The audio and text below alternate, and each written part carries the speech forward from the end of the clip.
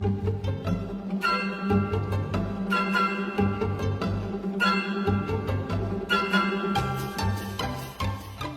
bread, a very strange name, but it is an awesome dessert. Essentially, we're going to be making a brioche dough and forming it into little balls, setting it in a cake tin, and then drizzling it in a caramel sauce.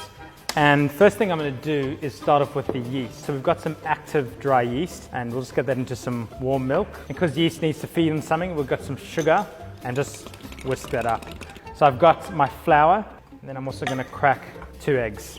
We'll just give that a beat as well. So what we need our dough hook attachment because we're going to be kneading it for quite a while. I'm going to add a pinch of salt as well, and then slowly in with that mixture. And then the eggs as well.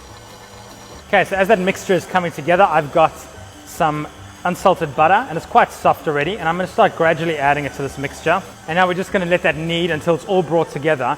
What we need to look for is the dough needs to come away from the sides. So depending on how big your eggs were, we may need to add another tablespoon of flour or so, and then knead it for about 10 minutes. And I've just got a lightly greased bowl here, and we're going to now need to let this dough rise and let all the yeast do its work.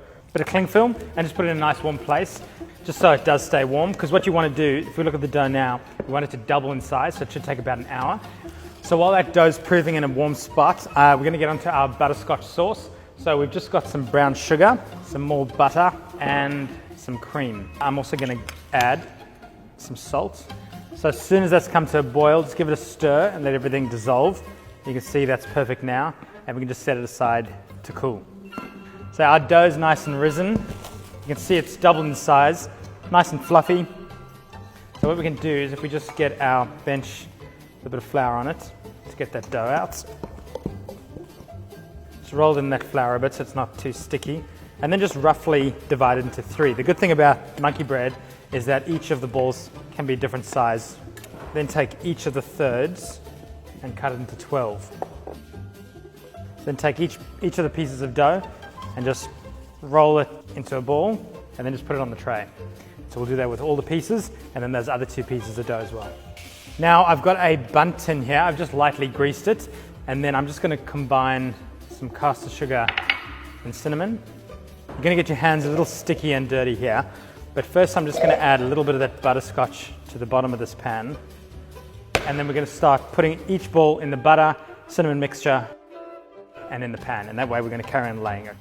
We're going to let them do their second rise, and they'll be ready to go into the oven. So that's been about half an hour, and you can see that the dough is really nice and puffed up. It's kind of almost doubled in size, and so we're ready to get that into the oven. 180 for about 35 minutes, and it'll be perfect. So we're out of the oven, let it cool for a few minutes. You need to eat this while it's relatively warm and it's at its peak. So we've got our serving dish. I'm just going to turn it upside down, pray, and then tip it out.